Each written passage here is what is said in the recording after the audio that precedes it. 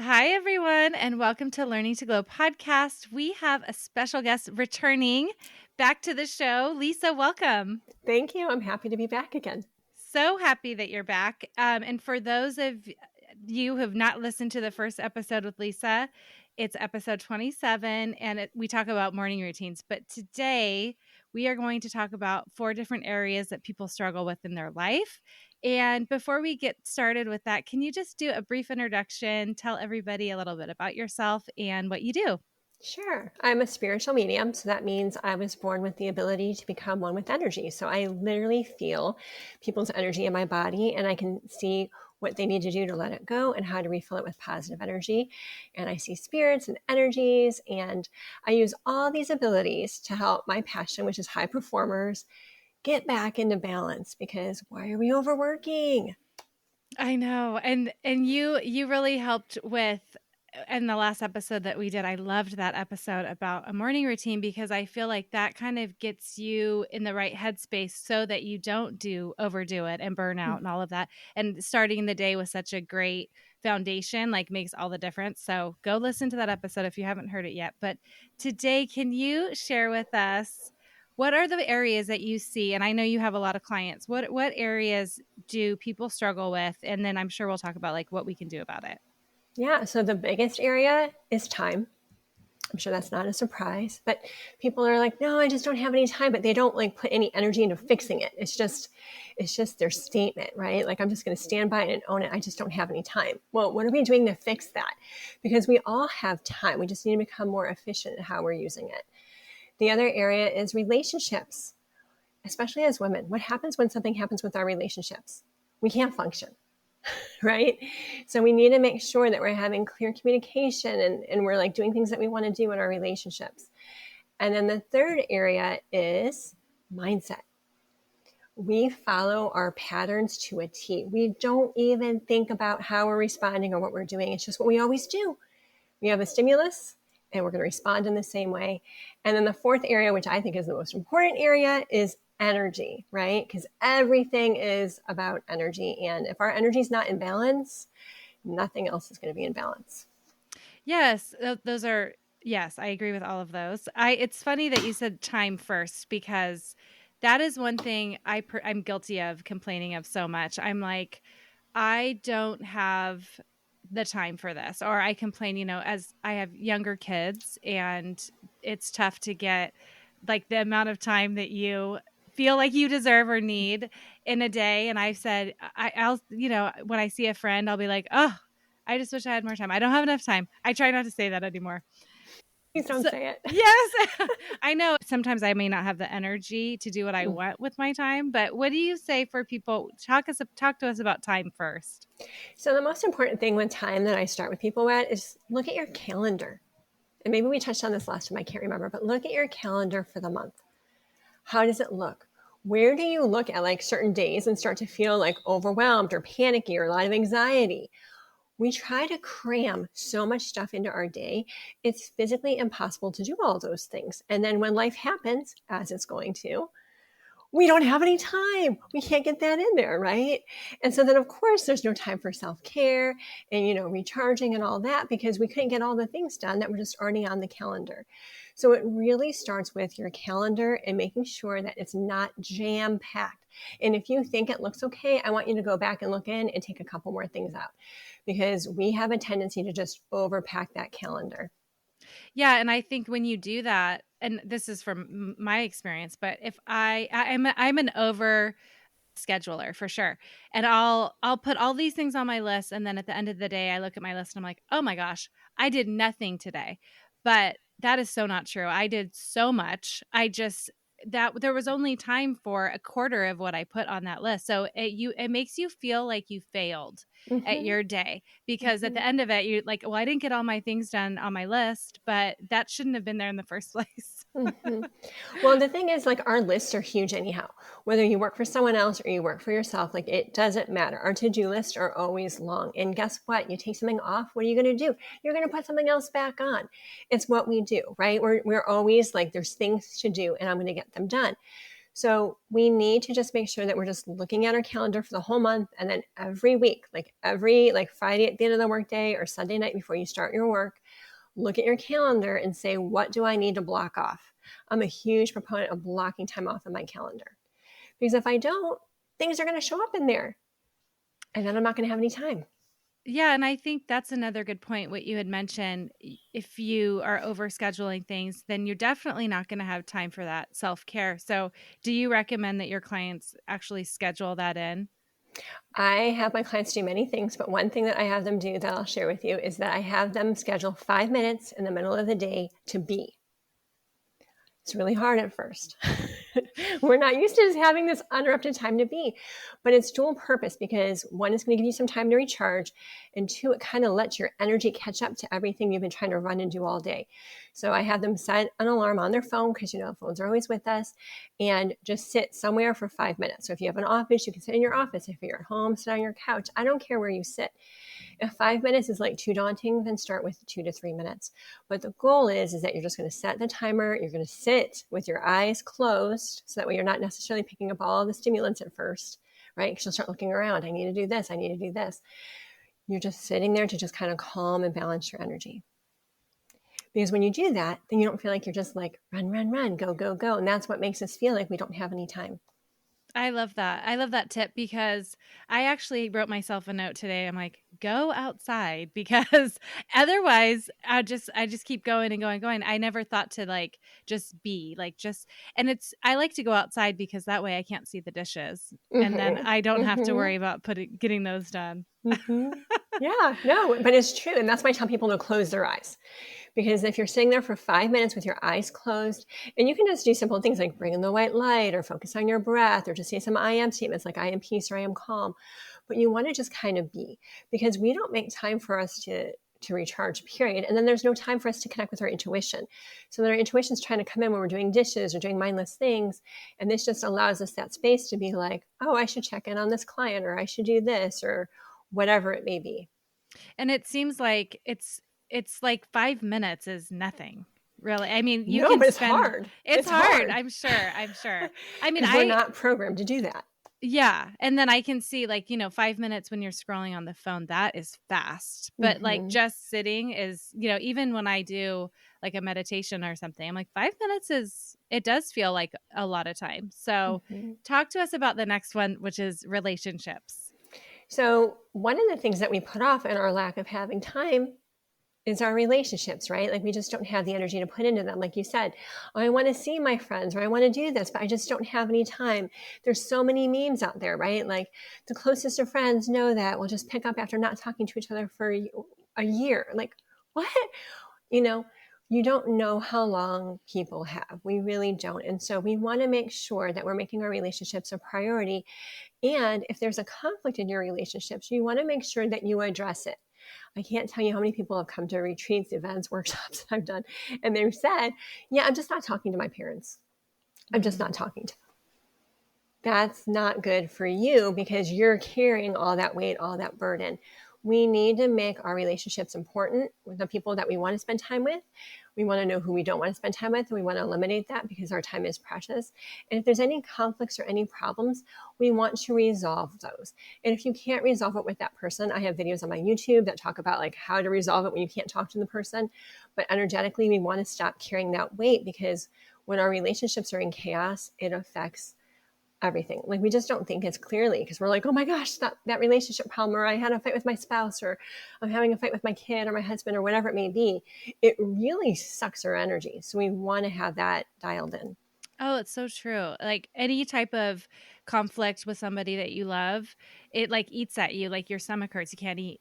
So I think that that's so true. And I love that you mentioned for somebody that you can't resolve the conflict with, they have passed on, or you're not speaking to them. There's other things that you can do energetically. I love that you can do that. Yeah, we are here to heal. We are not here to carry every single grievance, every single pain, every single thing that bothers us, that weighs us down, and it lowers our vibration. It keeps us from, doing the things we really want to do. So we want to make sure that we're addressing things as much as we can so we can move forward on our best path.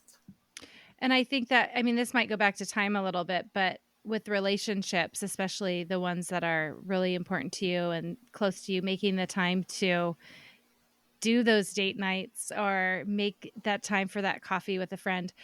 I've been in situations, recently actually, where I just felt too busy, too overwhelmed. And I think, well, I don't really have time to see that friend. And, but just recently scheduled with a coffee date with some friends, and I left feeling so recharged. Mm-hmm. And it's like my social battery was filled up that morning, and it helped me throughout the day. Like, it took an hour, which is like, when you're looking at your to-do list, if you have a lot on your plate, that seems like a big chunk of time, but the after effect was lovely of what it did. Yeah, and I encourage my clients to like book that stuff onto their calendar. I even call it like your joy time, right? So like meeting your friends for a cup of coffee, that's joy time. The mistake I think a lot of women make is that they try to like see their friends at the end of the evening, like, dinner or after. We're done. We're not going to go out. Typically, once you're mid 30s and beyond, like you're just not that motivated. You're going to cancel, right? There's a lot of memes out there about that too. So you just want to make sure that you're scheduling things that are going to bring you joy with your friends, with your family, with people that are important to you, and put it on your calendar so it happens. And if you have a partner or a spouse, you want to make sure you have date time, because your relationship is going to suffer. They will find somebody else who's going to get that attention if you're not. So you want to make sure that you're making that part of your routine. Yeah, I love that. And nurturing those relationships, it's so important. And I'm with you. That's why we had a coffee date and not going out to the bars date. I'm definitely like ready for my pajamas at 8 p.m. So Yeah, I mean, most and people then, are. yeah, I'm tired. I'm done. I've been like that for a while. I'm like an old lady. So anything else for the relationships that you think that we should pay attention to? Like, I know this could be friendships, your kids, your husband, your wife. Just make sure that you're scheduling in time with the people that you want to see. And if there's somebody that you don't want to see and they're inviting you and they're like putting out energy, like, right, because this creates little dramas for people too. If there's something you don't want to do, it's okay. Just say no. Mm. Most people don't care. Just say no so that way they can move on. And if they need an excuse and all these reasons why you can't come, then, reevaluate that relationship. But don't leave people hanging either, because energetically, that's also a burden that like weighs on us. Like, they invited me to do this and I don't want to go. How many times do you think about that? A lot. It's easier just to say, thank you so much for thinking of me. I can't go. Done. Yes, that's so true. And I think it's hard for a lot of people. And I know I've talked to friends about this, especially like adult friendships, female friendships, where you're like, we've been friends for 25 years, so I guess I have to keep it going even though we don't like the same things anymore. We've changed so much. Like, we have different interests, and then yeah, you do feel like that, but I've had all this time and history, and like, we had such a great time when I was in my 20s, and now it just doesn't feel the same, and I don't want to go and do the things that they want to do, and they don't want to do the things that I want to do. And so, like, permission, I guess, to say Mm-hmm. it's okay. Like, time, we change and people grow and people move on, and that's okay. Like, that is a good piece of permission to Mm-hmm. just spend that time with somebody that you really need to see and want to see. Yeah, I mean, the last thing you want to do is be spending time with somebody you don't want to when there's somebody else that you really need to be spending time with, right? Like, how are you going to be showing up in that moment? How's your energy going to be? How are you going to make that person feel? Because they're going to sense that, right? Yeah. Some relationships are for a season, right? Some are for a lifetime. And so, it's really just being true and honest. And, if you're not really wanting to spend time with somebody, they're probably not really wanting to spend time with you either. And that obligated friendship time doesn't serve anybody. So, spend time with the Oh, people that are currently, like, when you have young kids, your friends have young kids. When your kids are older, like my kids are older, my friends are becoming empty nesters. Like, that's who I'm hanging around with. I still have friends that have little kids, but it's about being where the energy feels right to you at that time, and not having to make up excuses or other reasons, just being true to yourself and saying, this is where I'm going to spend my time. We just said it's your most precious resource. It's the thing you don't have enough of. So why are we wasting it doing things that aren't serving you or the other person? Don't do it. that's so true. And that's a good reminder, because I think we all get stuck in that sometimes, especially as we get older. There's a lot of people in our lives and in our past and everything. Mm-hmm, So mm-hmm. Yeah, and it's funny. I was watching a show last night called The Blue Zones about different parts of the world where people live to be over 100. And one of the like common denominators was that social component and having those relationships and making the effort really.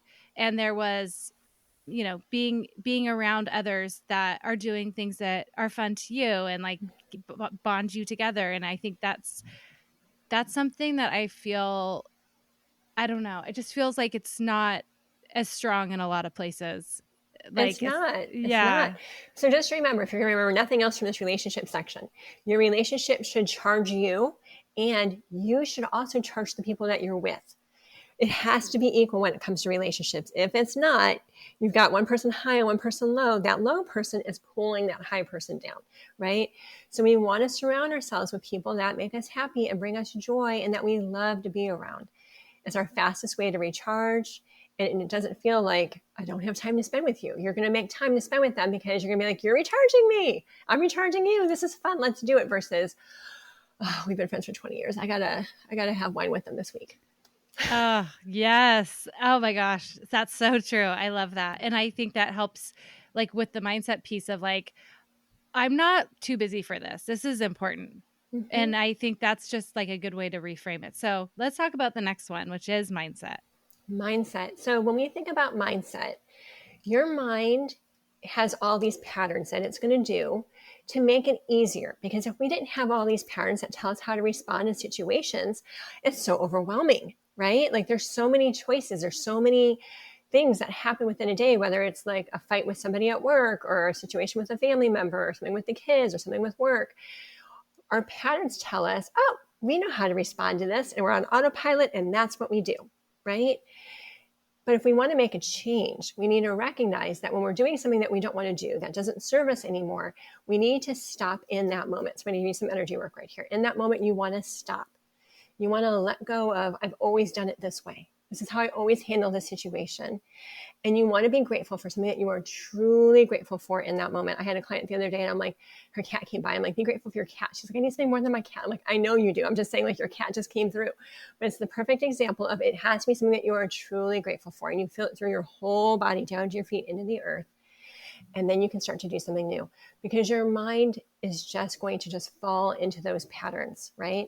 So we want to recognize them and catch them and say, this isn't working for me anymore. And I'm going to make a change right now. I'm going to do something different. You want to break the pattern. So that's how we start to break the pattern. And sometimes you have to do it like 5 times in 10 minutes.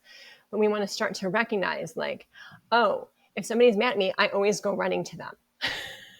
That's not working for me right now. Why do I always do that? What do I need to let go of? Where does this come from? I am grateful that I caught this pattern and I'm feeling really good right now. And instead of running to them, I'm going to give myself time outside in nature. I'm going to do something else to reassess how I want to respond to this situation. Yeah, I think that's why gratitude is so powerful because, everyone's been in that snowball effect of like Mm-hmm. something bad happened and then like the rest of the day is just gone. Like it's Mm-hmm. just a terrible day. Mm-hmm. And it is hard to like snap out of that because you think it's just happening to you.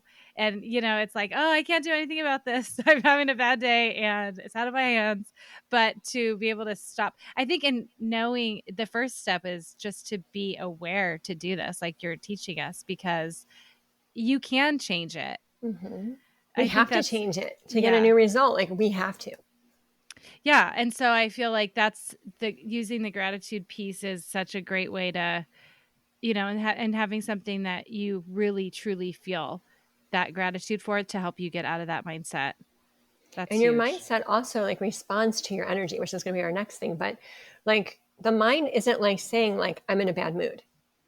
The mind's like, oh, it doesn't feel right. Like the energy doesn't feel right. Like they're mad at me or whatever. And then you're bringing it in, right? So our mind is just constantly stepping into the patterns that we've been doing since childhood. You've learned from teachers, family, parents, neighbors, caretakers, whatever it may have been. Sometimes even like when you're little, like you'll pick up something from somebody at the grocery store, right? Like you did something and like an older person might give you like a really dirty look, right? We carry so much stuff and create our patterns around those. We need to look and say, does this work for us? Yes. Oh, I love that. That's so good. So, should we talk about energy then? Let's talk about the next one. That's my favorite one. I think it's the most important one. Oh, good. Because energy controls everything, right? If your energy is not in a good space, if you don't feel balanced and aligned, you're not going to have time. Your relationships aren't going to be good. And your mindset is going to be running all kinds of patterns that aren't supporting you, right?